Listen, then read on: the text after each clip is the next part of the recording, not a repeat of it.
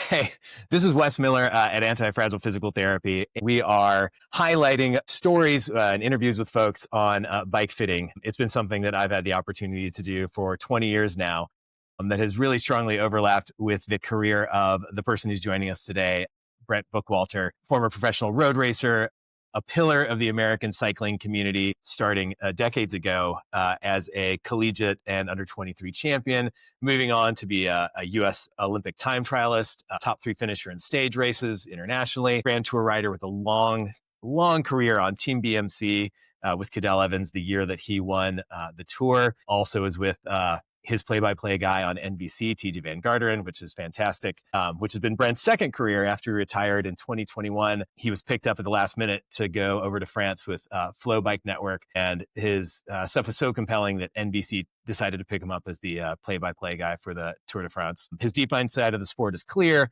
and it's going to be fantastic to get to talk to him today. He did come with his professional styling team. It's the same team that I've got getting us ready for this interview. So this is more of your normal, I think, year-round look that we get to see today. So again, thanks for joining us today and just being our guest to talk about bikes. Thanks, Wes. Yeah, happy to be here. Happy to talk some bikes and connect all the pro career happenings and the long days and years I've had on the bike back to the community in Asheville here and beyond. I absolutely hope so. So again, this month we're talking about kind of the importance of a proper setup on your bike.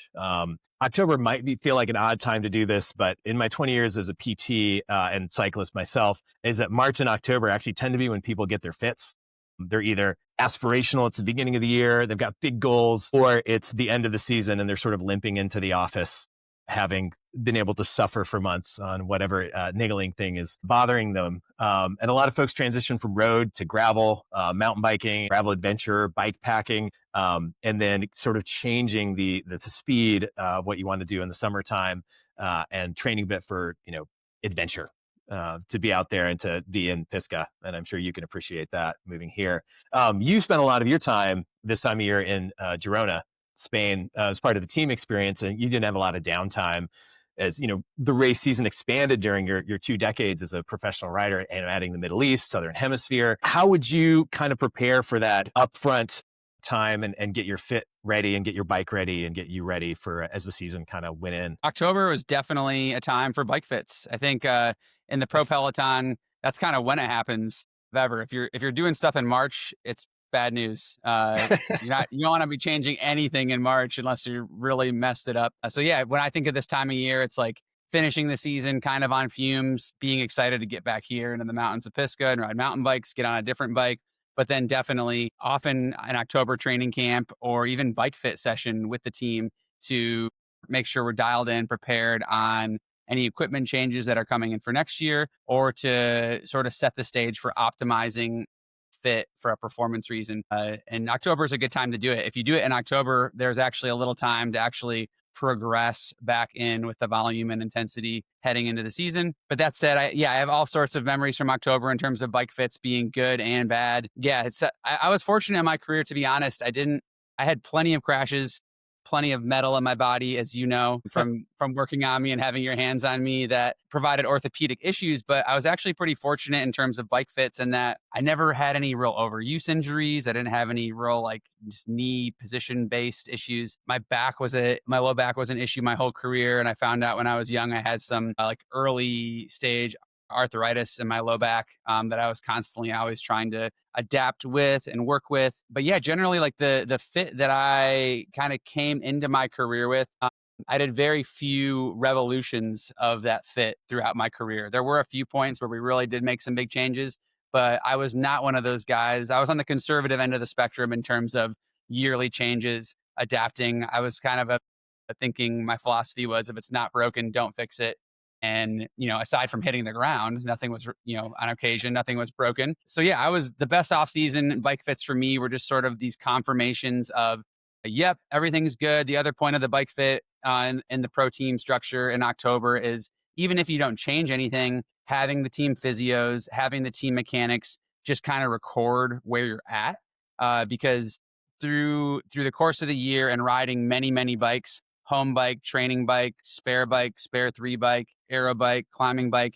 You get 1 millimeter off here or there, and then that extrapolates over 4, 5, 6, 7 bikes. And all of a sudden you're like a centimeter longer, lower, higher. So just to like get back in October, set the slate clean, reset, record everything. That was the best version of a bike fit. And then the worst was when I went in there and they said, oh, let's try to, jack your saddle up 3 inches. And this is going to be the new revolution for you performing.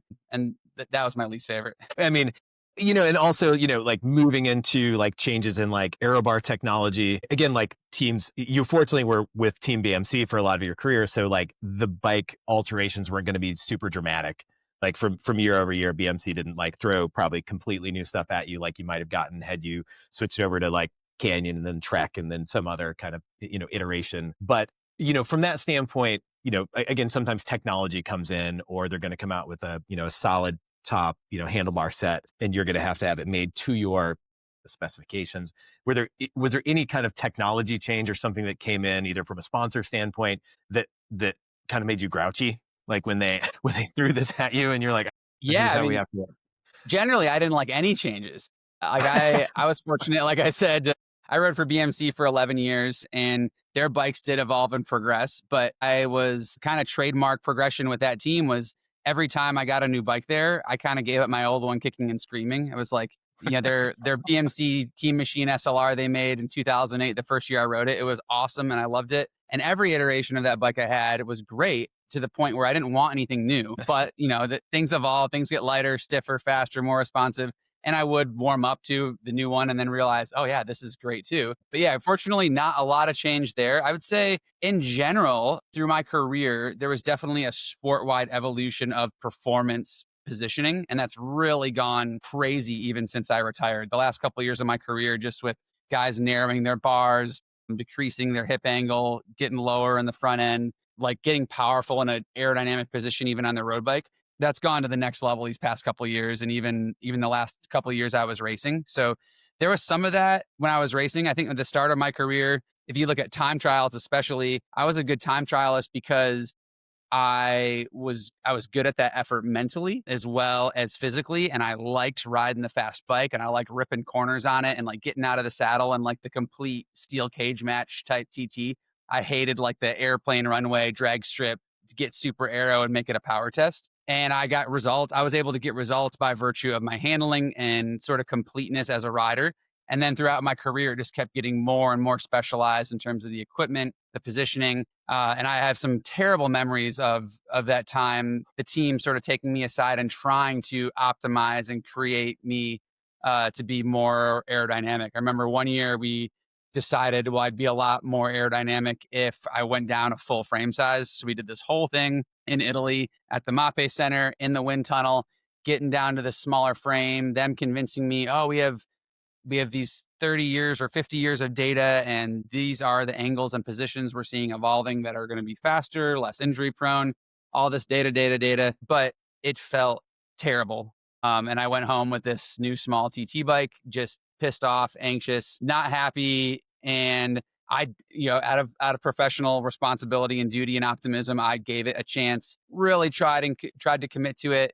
But ultimately that year we ended up scrapping it and, made the mechanics pull their hair out and they had to build up, build up 3 or 4 different size frame TT bikes for me. And I went back and was much, much, much better after that. So that was another testament of like, yeah, don't revolutionize it if it's not broken, and also kind of like owning our strengths. I think it's important to work on our weaknesses. But if my strengths in a TT inherently are climbing steep technical downhills, cornering in and out of cities, yeah, work on the aerodynamics, like close the gap on my weaknesses, but don't give up all my strengths just to chase an improvement in a weakness.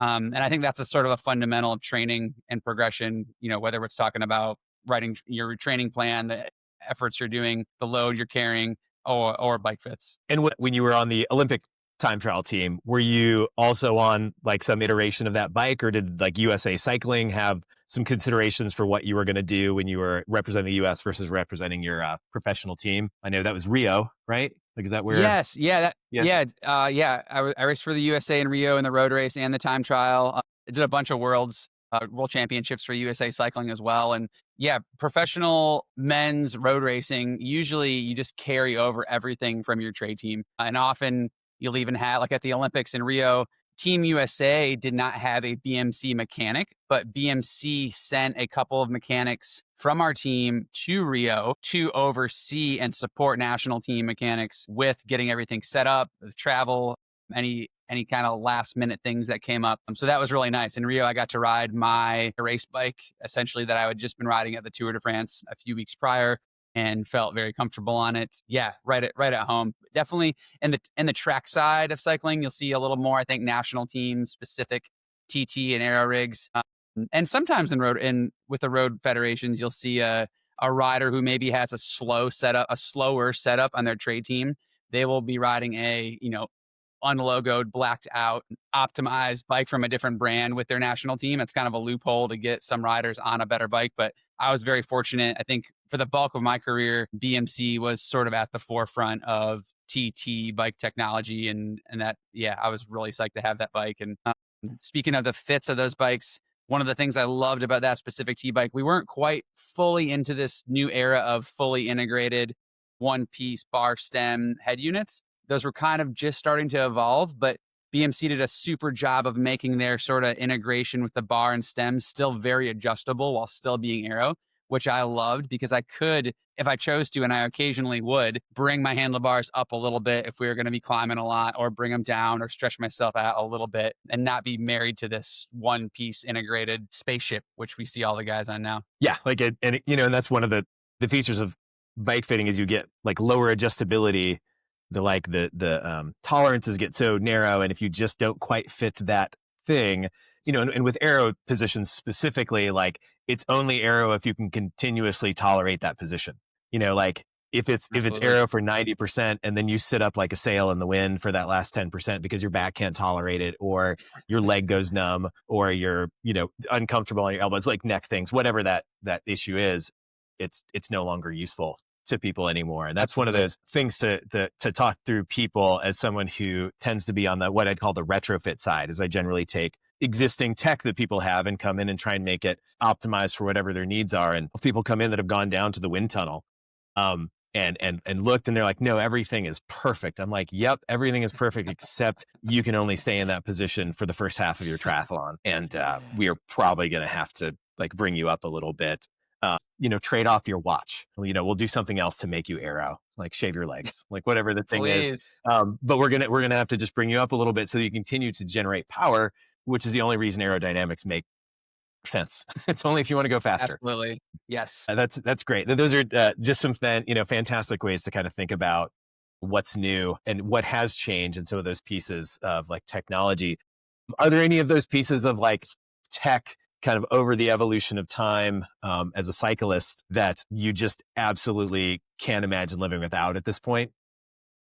Or conversely, is there something that you would just absolutely just like bang your head on the table because like this is now the standard of how all bikes are going and all pieces are whatever they are, and you're just stuck with that? Well, to be honest, I was very fortunate recently to get a new road bike, beautiful BMC Team Machine, which I'm still riding. Love, love, love those bikes.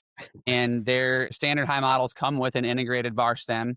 And mine, I took it off and I put a two-piece, also nice bar and stem on it because I like the adjustability. I like to be able to adjust my bar angle and run a different size stem than what it comes with. And yeah, that's a little bit of the pet peeve piece, I guess, and something that is fixable. And I'm very comfortable and happy to trade off a few of the grams and drag watts to just have my nice comfortable two-piece. In terms of things I couldn't live without, gosh, I mean, I love in the evolution of bikes, like I love that the tires are getting bigger and they're more comfortable. I think one of the things I never want to live with again are 21 to 23 mil super hard 120 psi tires. Those are horrible and terrible. And Yeah, as a 190-pound rider, yeah, I'd never trusted those things. I was like, there's so little contact on those when they're pumped up to 130 psi, because that's the recommendation for me at 190 pounds. Yeah, cornering. On my end, like I can't imagine going back to V brakes. I mean, the disc brake technology to me is just you'll go as fast as you think you can stop.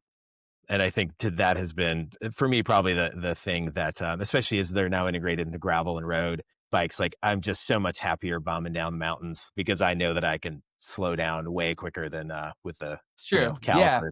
But they do feel good. And I'm fully sold convert now. I will say, I guess it was probably like 2000, I guess like 18 maybe, where we started shifting over on our road bikes to disc brakes. And initially, all of us hated it. None of us on the team, it was like always an issue. There were teams that were mandating it. You had to do it. All those guys were complaining about it. Other teams making us ride these disc brakes. They're heavy. Another part that was a really hard adjustment was the through axle part of the disc brake really does stiffen up the front end a lot, which is nice, but it takes some getting used to. And whether it's the stiffness and also the braking, there, as a professional rider that we're riding, thousands and thousands of hours and kilometers, there's a subconscious, all of us to any level have in terms of how our brakes react. And that transition that, we were asked to make as pros was really quite quick. It was from one year to the next, basically hardwire your subconscious in terms of like braking distance, brake feel. And it was scary. It really was, in terms of going back into the peloton. Some guys had rim brakes still. Some guys had disc brakes. The guys that had disc brakes were still kind of feeling it out. Like when it really becomes automatic and you grab a handful, what does that mean? It's different with disc brakes than rim brakes. Absolutely. It was a hard transition, but I'm totally with you now in that when I was descending this morning on my road bike, and just that nice buttery modulation and strength of, being able to stop on a dime, slow down is wonderful. Yeah. And even the first iterations on the road, like were they all immediately hydraulic, or was it some mechanical, some hydraulic? I think ours were all hydraulic. Yeah. They were, which was another thing with the mechanics, because they're trying to adjust to that, and they're throwing a fit. If you want to adjust anything or change anything, then you're dealing with hydraulic lines, and it's this whole organization. It amplifies quickly when you go from having no hydraulic lines in the team truck to all of a sudden 100 bikes that have them. That's a lot of fluid in lines. Yes, I totally believe that. As you said, like grabbing a handful of brake on a hydraulic disc brake, you can stop real fast in a way that I'm sure you're like feathering, of the caliper style. Is again, like you said, you've been doing it 15, 20 years. Like I will not argue with that sounding like a challenge. I love it. So thinking about as we're telling stories around fit, like on a day-to-day basis, like I think of, say, you're on a Paris-Roubaix, a cobblestone versus long rolling breakaway stage. Clearly there's some high mountains. You're going to have some very notable differences on that. Like, but let's say an equivalence cage with some cobblestones or some other challenges from a surface standpoint versus like a longer, flatter road stage. Were there particular things that you would adjust from a technical standpoint or handling standpoint? I wouldn't make any changes to my bike fit outside those maybe little TT tweaks. I would just run what you brung, ride it all year. It worked in the mountains. It worked in the pave. But I think that's also because of the amount of volume that I had accumulated in that position. I was adapted. I was versatile. I would, what our training really prepares us for everything. We do long flat miles, we do mountainous miles, we do low RPM, high RPM, everything. So if anything, I was maybe a little too ingrained in my position, to the point where when I went from bike to bike at home, like I would always, I started on the mountain bike. I always loved riding the mountain bike as much as I could through the season and the off season. But I was militant about getting my mountain bike as close to possible as my road bike. So like same saddle, same crake arm length, like get my angles as close as possible. And for a while with older mountain bike technology, like I was probably pretty close. And then these mountain bikes started evolving, and all of a sudden, like, you're not even getting close, nor should you, for a performance and handling perspective. But I really clung, reflecting on my career and bike fits and positioning and biomechanics. That was one thing I would change going back, is I would have that system support some adaptability and anti-fragility, going with the name of the game here. Help support a system that is adaptable and not as fragile and a little more robust. That riding different bikes is an opportunity to give small changes to your body, to keep it guessing, to build out a little bit of a novel stimulus and build out some weakness. But I was just so obsessed and consumed about the same, maximum transferability over to everything. So no, the last thing I ever tried to do intentionally was change. It was always like just this battle to like keep everything the same. I would often, it was always this game with the mechanics, even breaking in a saddle, it can change your bike fit quite a bit. And the saddles also have gotten a lot better than they used to be. They're probably less variance now than 20 years ago breaking in a saddle. But in a perfect world, in the best days at BMC, I would have, 3 seat posts and saddle combinations at home, all like measured with our fit jig with the mechanic. They tape it off, we'd marker it off. And then I'd take it home and I would rotate those through, getting them all equal wear. And then when I went to a grand tour, the start of a stage race, I'd bring all my saddles and seats. And then if anything happens, if you crash, break a seat, something happens, you have yours that's like fully already ready to go, locked in. And it is important. There's definitely a psychological element to that too. Just this knowing, there's a feeling, there's a perception. We saw even at this year's World Championships, Remco having a bit of a fit with his saddle that slid, and then his spare bike, and he says his saddle wasn't the same. His mechanic says it was, blah, blah, blah, blah, blah, bickering. But once again, goes to show, either now or back then, there is a real important role in a rider believing and being confident in their position, and that feeling in the bike and the perception of their fit, as well as the actual number. So, it's interesting from that standpoint. You talk about like that idea of anti-fragility. Love it. Trying to be, again, more robust and challenge yourself. But from that standpoint, you kind of made yourself the adaptable element. The hills were different. The road was different. The whatever was different. And you said, how can I make this particular thing work? So interestingly, like the thing that internally had to adapt was you. So you could potentially argue that like you became the variable versus the bike and the fit and the position becoming variable. Again, it could have been sort of that OCD behavior around comfort and yeah, saddles, there's a line somewhere in there, right? Yeah. The right answer somewhere in between. But, as you said, like I can imagine you like slinging those like 3 seat posts, like Johnny Appleseed as you're like rolling into your event as you're coming through. But you're absolutely right. I mean, I think I heard a story, and maybe this is true or not true, that you would rip out the chamois from your team kits and like have someone install your own. Is that true? Yes. I there was a period where I did that. Yes. Yeah. And that was another area that was a chamois in your shorts is quite individual, I feel, very involved in comfort and this perception and connection and feeling with the bike. So that was another area of like, if I can just throw this variable out and I know exactly what I'm getting. Yeah. And in fact, there were a lot of professionals in my career that were doing the same thing. That a lot of the clothing companies would start sending us shorts with no chamois in them. And then we would just, source to our company of preference. And but a whole thing, a luxury that I wouldn't have now, and honestly don't need it. It's nice. That is one perk of not riding the huge volume and hours that I ride now, is it's like I can ride without a chamois if I want for a little bit, or I can this one or that one, or I'm sure they last a lot longer these days as well, from a time chronology standpoint. Yeah. Do that. You can now be the guy that has his favorite pair of classic shorts that you can kind of wear around. Yeah.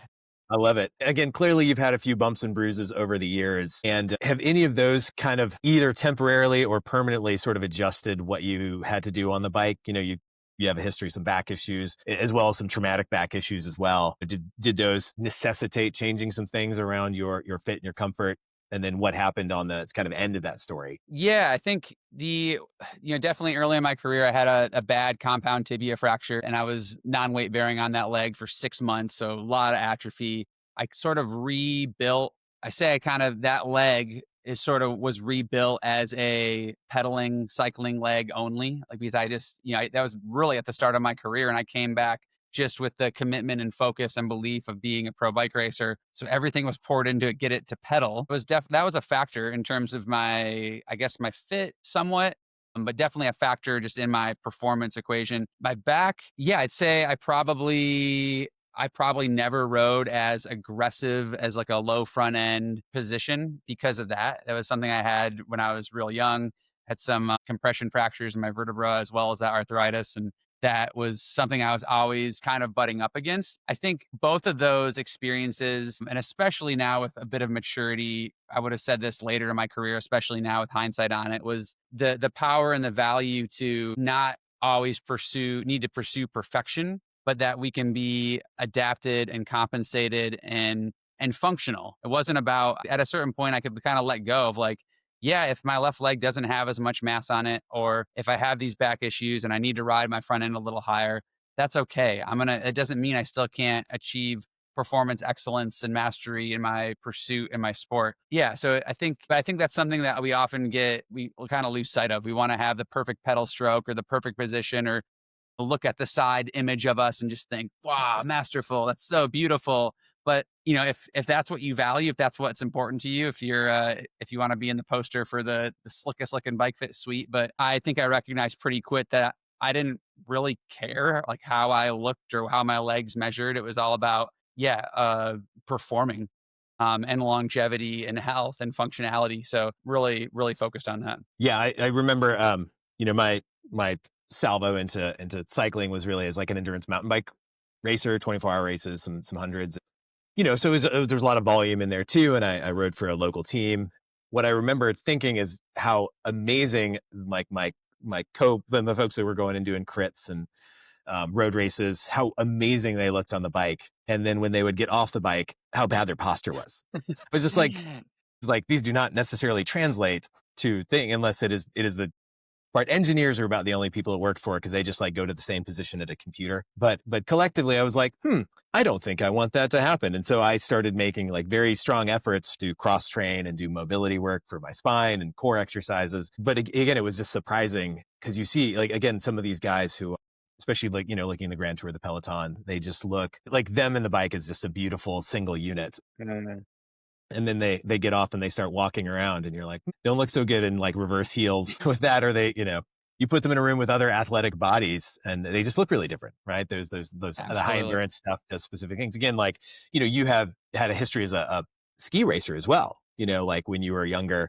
and like the thought of, that compression fracture, issues in the spine and the durability that like ski racers are required to have, down moguls and more challenging terrain, like those are not super compatible in the real world. So it's challenging, I guess, to think about like how do you adapt your body to your specific thing. But in like you said, like some longevity, some thinking down the road, had you had that, there might have been some different pieces of the puzzle that you would have put in place. Is that kind of how you think of it? Yeah, absolutely. And I think in general, like even just connecting it to what you just said in terms of the mobility, the core work, I think that was an area of my career and my performance that just progressively got more and more involved and important. Some of it was aging, some of it was an accumulation of orthopedic injuries or hitting the ground, but it also was an appreciation for, if I want longevity, if I want performance, if I want the full system to be built to get the most out of myself, I gotta double down on this. And I think that I put that in the same area as the other area I'm working in now in terms of sports psychology and helping athletes with mental performance and mental training. I kind of view that kind of similar to this core training, mobility, prehab, rehab, off the bike stuff. And that, like the bike is really important. That is like the meat and potatoes. You're not going to achieve bike performance without riding, training, adapting and evolving your physical body. But you're also not going to be doing it without working on your system off the bike and also your mind on and off the bike as well. So if I could wave the magic wand and go back and do my career over again, I definitely would have done from that real young age. I would have, probably hired a strength and conditioning coach, sought out a better PT and not just settled on like the one I stumbled upon, and really built that out sooner. Because once I did, it was kind of midway through my career, I started working with a guy who's still involved in the coaching space and bike space, Todd Harriet. He's in Seattle. He had to learn from his career as a racer that was really important to him. So he had sort of oscillated even between like a bike trainer and like a personal trainer in the gym. And he was the first person that I worked with who had kind of like really sold me on this more like comprehensive physical training program. And with him, it wasn't a lot of like big heavy weightlifting, but it was a lot of physio ball, med ball, bands, body work. And now I think we're seeing it more and more. You see, I love seeing these videos of Tadej Pogačar in the team bus, or when he's doing the Arab races and they don't even have their bus, he's in like the parking area with his glute activation bands, and the team is doing it with them, and they're actually like getting into it Whereas I think in my time of my career, I was maybe a little ahead of the curve there. I was doing that stuff in the bus, and all my teammates were like, "What is this guy doing again, man? Chill out. Like, just zen out." And I'm like, "Nah, this is so important." And it's the issue of there's genetics, there's adaptability, there's bone density issues. Like I remember when you finally came off, the bike and were anchored down in Asheville and we kind of started working together and you're like, hey, it's time for me to run. Like it's time for me to bike. It's time for me to Yeah. this. And we had some just like very clear conversations of like tendon development and cyclical loading and bone density, the left leg that you've talked about and how your feet had not been adapted for repetitive cyclical loading, quite the opposite of it. They were just like stiff flippers, like at Yes. best on a bike. Like you use your ankles as little as possible, right? They're just quad Carbon power shoes. transfer Yep. machines. Yeah. And again, that's the adaptability of it and like the glutes and hamstrings and all these pieces. And I feel like in general, like it went pretty well, but there was definitely like your capacity for cardiovascular activity and to push yourself mentally um, definitely outpaced your body's adaptation. And things would Still be to this going day. spectacular. Yeah, so they'd be going spectacular. And then there'd just be like a little hiccup and then be like, okay, we got to deal with this itis or this thing. And I still, when you have been out, when you have been performing, like your capacity to push your body's cardiovascular system to like its red zone and look like you're just having a great time out there doing it. And it was like faster than a lot of folks. Is again just one of those pieces that again I think like you said in the professional cycling world there's some consideration that like when we're starting with youth athletes like the bone density issues and early onset osteoporosis and osteopenia like are things that you don't want to have someone at the other end of it dealing with post-career issues. You want to be out there and taking care of the person rather than just the athlete and their performance for that time. Yes, yes, absolutely. Yeah, I mean, as I'm a parent now and I'm looking at our two kids, this idea, I don't know what they're going to do, and I will strive to support them carrying the flag and guiding that ship and encouraging them in what they want to do or find enjoyment in. But there's definitely this foreboding sort of concept of this early sport specialization that I will try to steer them away from. I mean, early sport or even like prime of life, mid sport, there this specialization philosophy, it comes with a cost. And as you just said, my specializing in cycling for so much of my life, it came with a cost. Some of my body stuff will be long term and it'll kind of stay with me forever. Some of it I'm trying to adapt and re-engineer. But yeah, I mean, I encourage everyone at any level of the sport, whether it's beginner to professional, seasoned veteran, to find some variation and build out that system a little bit and in the spirit of enjoyment and longevity, but it's also just good polarity in the system and that yin and that yang that I think produces performance but also wellness too. Yeah, as my kids are about a decade ahead of yours, and we have had to deal with that of kids feeling connected and they've got their team and they're capable and they're good at things. You want to support them in that, but again, like the research is so clear on early specialization, and to me, again, I want my kids to have a long and happy life. And I've done everything from football, soccer, swimming, jujitsu. I can't unicycle. That's probably the one thing that it's totally foreign to me. Give me cycling, running, triathlons, ultimate frisbee. Like it's to me, the joy is in the interest of moving your body in different ways. And I think that's one of the perspectives that's helped me be a better physical therapist because I'm just curious about movement and curious what people are into. And I don't have to lock down that there's a right or wrong answer on how to kind of take the time to do those things. But now my kids are at that age where if they decide, like we have one that's volleyball is going to be her year-round thing. And we're like, okay, like you made it to 16. Evidence says kind of at this time from a technical standpoint, you're able to make that transition. She's at the end of skeletal maturity from a growth standpoint. Like, so there's these sort of physiological markers, as well as she's a kid that's got a good head on her shoulders, understands the importance of cross training and rest and Yeah. recovery. Hopefully she learned something from just being around our house. Yes. And Yes. to me, if you can understand the balance of those things, then it's the time you've hit this like level of maturity and capacity to do that. And I think from your standpoint, where you've moved, from away from cycling, though it's sort of clearly a big part of your life, as much like cheering for your wife to go in races now,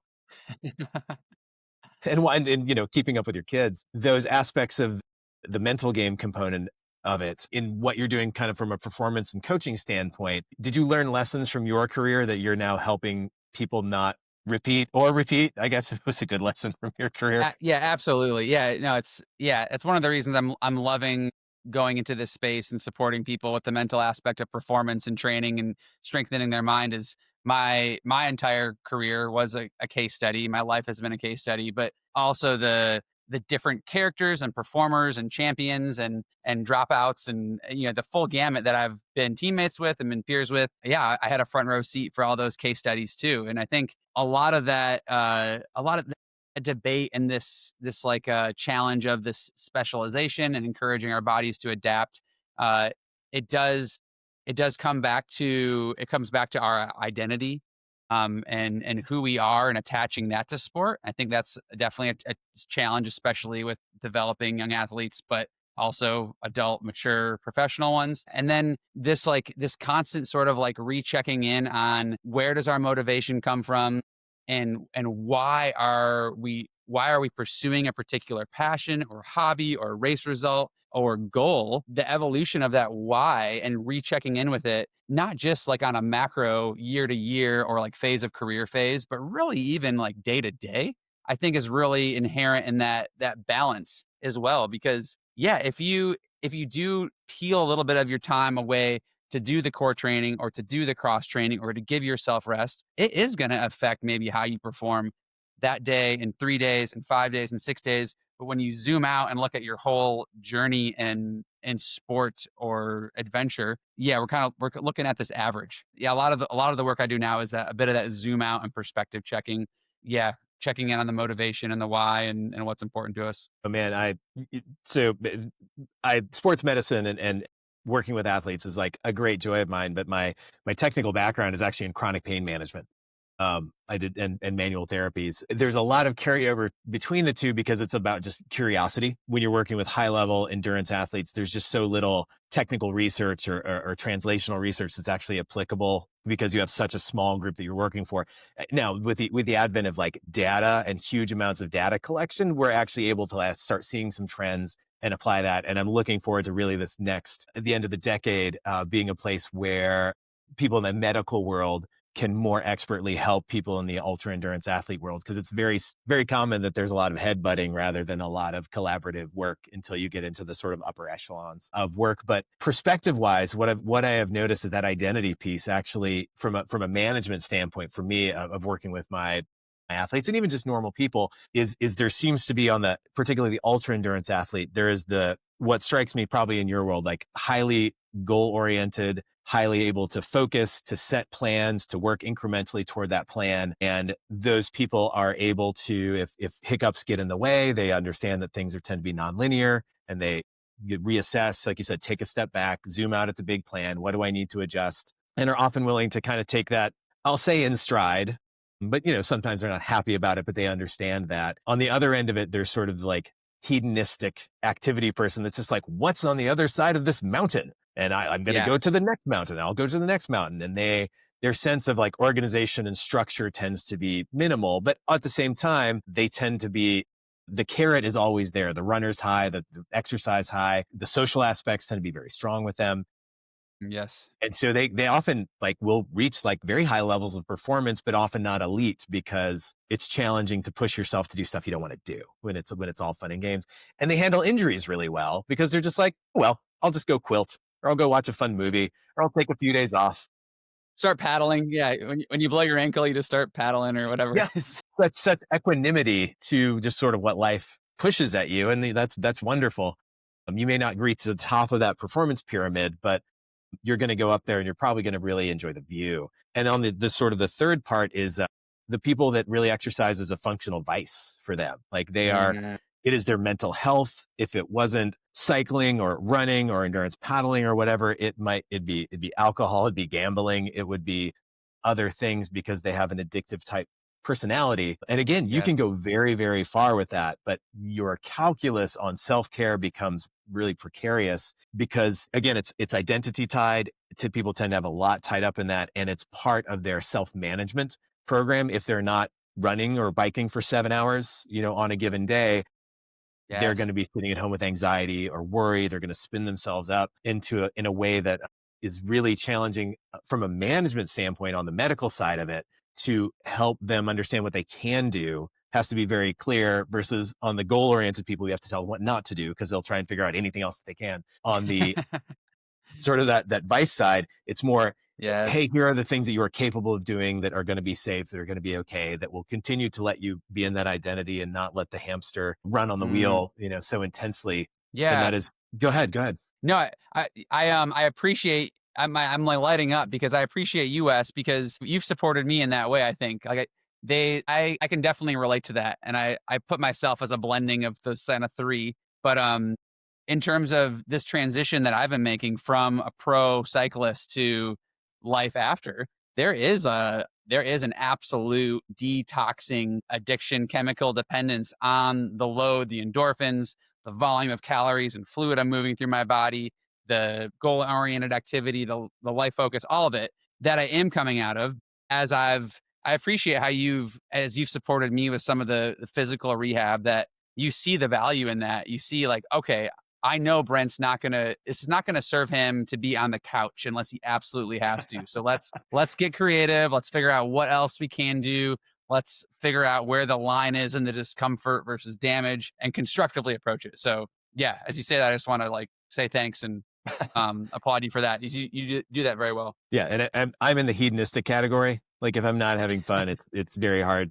And the more fun I have, the more I want to exercise and the more I want to do and the more I want to see. So I have to then completely jettison motivation many times and just use the checklist approach, which all the goal-oriented people use. So I just have to like write it down on the sticky note that I have over here and make sure that I check the box this afternoon to just go out and do my cross-training workout because I'm training for a long run right now. So it's, again, that goes to that motivation piece. There's a like overarching motivation of like, here's what I want to be. Here's what I want to do with my time and my life and my energy. And how do I want to put that in the world? Yes, and then there's the motivation of like getting up in the morning and what do you feel like doing on any given day? And again, in the rehab world, like managing habit formation is a lot of what I do and getting people to do things that are really probably quite good for them, but may not be the thing that they want to do because they're probably bad at that. And that's why they need to do it. Yes. Yeah. From a personal standpoint, just again, like moving into the checklist mode and not letting motivation be the overarching piece of like what gets you up to do stuff in the morning. Yes. Yeah. I love it. Yeah. And I think ideally we could all those types we can learn from each other and become a little bit of a blending and take little pieces here and there. And easier said than done. Yep. Good to say, hard to feel. The journey continues. We're all growing till the end. Yeah. Amen to that. Yeah. We're toward the end, but I just want to ask, this is just sort of my favorite question. Tell me the story or what is the most uncomfortable you've ever been on a bicycle? Oh gosh. I mean, the return to training after the off season is usually quite uncomfortable. The like deep and grand tours can be quite uncomfortable, even though it feels so honed in and at one. Probably, honestly, the most uncomfortable I've ever been on a bike does go back to that story I told you about them trying to reinvent my position and cram me into this new form that I didn't feel like my body or spirit wanted to fit in. Just took all the fun out of it. Yeah, and on that note too, in general, the most comfortable I've ever been on bikes is on time trial bikes. Like those things are just honestly torture devices. I don't have one now. I don't ever want one. I don't ever want to ride one again. I'm loving a big high end long top tube flat bar mountain bike with some travel, much more comfortable. Those are pretty comfortable too. So my mountain biking buddies have done a few, half Ironmans and things, call them your nap sticks that you can just sort of rest on the bars. Yeah. And let yourself hang. So I was like, that's a new one to me because I don't know many people that nap on them, but they're like, no, this is great. I can just sit here forever, just like pedal. Yeah. I haven't gone that far with the, I dabbled in the gravel and ultra thing a little bit when I retired. I never put clip-ons on any of my bikes, but I can see that is different than being in a race optimized like road cycling time trial bike. Those things, so much of why I realized why I ride and where I get my inspiration from was like doing loops and being out in terrain and being out in nature and the connection with my environment and other people. on a TT bike, none of it's just possible. I mean, you can't even, the positions these guys are all in now, they're lucky if they can even see 5 feet in front of them. Most of them have their director signaling, what they're going to smash into on the road. So yeah, those things are all bad. For those that do still love time trials, I respect it. And I definitely appreciate the solitude and the purity of the effort. I still love that. But yeah, now I'll go get that running and not time trialing. Yeah. Oh, it's just what kind of suffering do you want to Yep, deal with? exactly. Yep. I love it. Um, Hey, thank you so much. I know 4 o'clock was your go time, but this was great. You have such great stories, and I appreciate that. I think there's so much that I think people will take out of your time. Thanks, So Wes. thanks for giving it, and I'll let you know when it's chopped up and ready to go on the interwebs. For sure. Awesome. Yeah, fun to hash it up and talk outside of the treatment table. I appreciate you guys putting it together. It's nice, good innovating, good sharing of knowledge, good community building, like good stuff. Yeah, like I said, I think a lot of people will be love this. I just freaking love the stories. Like I love talking about cycling. So yeah, maybe we'll do it again when we get to, I don't know, whatever other topic, when we get to the running part or get to Sounds some good. other thing. I appreciate your time. You're great. Cool. You're just fun to hear Thanks, from. And Wes. tell Jamie I said hello, and let me know if you need anything. Otherwise, hopefully I'll see you in the real world. Sounds good, man. All right. See you Thanks. soon. Take care. Cheers. Later. So we realized after we started editing this that Brent and I went on for another 10 or 15 minutes about some potentially very exciting things that are coming up in the Brent Bookwalter world, but haven't officially gone out and aren't going out on the radar yet. So we decided to just do a quick ending. And I just wanted to thank Brent for his time and his energy and his expertise and his clear love of cycling and taking care of his body. And I'm really excited to hear about all of the additional things that are going on. So if you want to see what's going on in Brent Bookwalter's world in these next few weeks, we have all the links below where you can find him on the socials. And I'm really excited to see what is up for him next after a long and storied career in American cycling. I think he's going to continue to change the world for the better. So thanks. We appreciate your time and look for more of these interviews that we'll be doing with Anti-Fragile over the next few weeks. Cheers.